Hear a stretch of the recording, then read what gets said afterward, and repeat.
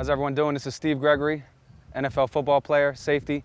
Today we're going to be working on the fade drill down in the red zone, how to cover that and stop it from happening from a defensive back's point of view. I'm going to have Brandon Hughes here with me today to help me out, cornerback, and we're going to get started.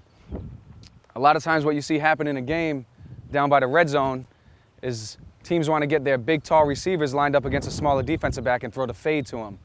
Well, a lot of times what happens with defensive backs is all throughout the middle of the field, they're taught on a deep ball to locate the receiver, have a good position, and lean and look back this way. Well, once you get down into this red zone, a lot of times what happens is, as you look this way, you lose sight of where the receiver is, and he can easily get that separation to where the ball can fall in there. Down here in the red zone, what you're going to want to do, whether you're from press or off, whatever happens at the line, the receiver gets up the field. Now, most of the time, the receiver is going to try to keep some room close to the sideline to catch that ball as it's coming over the top. What you want to do is turn into the receiver. So as that ball's coming, you turn into him and jump up through him this way. And that'll eliminate that separation. When you turn this way, if the ball's coming over this way, he can easily get away. And that's when you lose track of the receiver. So down here at the red zone, a good drill to do is you'll have a quarterback throwing the ball. You'll start from this position here. We're not going to use the ball this time.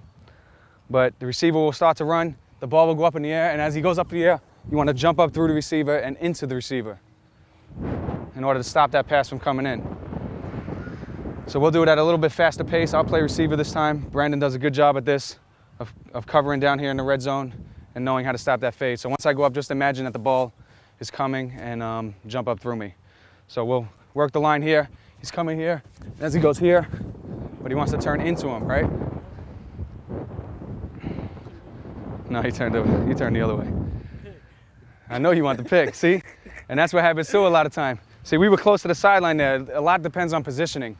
The receiver's going to beat the guy here, and look at all this space here he has to work away. So if Brandon turns his head this way, he's going to lose track of me, and I could easily back shoulder fade this and catch the ball that way. But if I'm in this position here, and as the ball's coming, Brandon turns into me this way, it's a lot harder for me to move away from him, because he has his positioning a lot better. So here we go. We're going to do it one more time. The receiver's here. He works the line. He comes here. And there you go. Now with the ball in hand, with somebody throwing the ball, you'll be able to see it at a lot better pace and work the ball. A lot of times what we do too is just start from this position here. He'll throw the ball. As soon as I go up with the ball, he shoots through the hands. And a lot of times too what defensive backs do, which is wrong, is they swipe at the ball.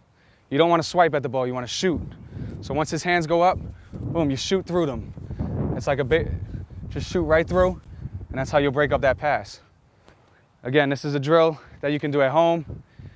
You can do in the backyard if you have a partner with you, somebody to throw the ball. And again, this is Steve Gregory, and I was working the fade drill to stop a receiver from catching a fade down in the red zone.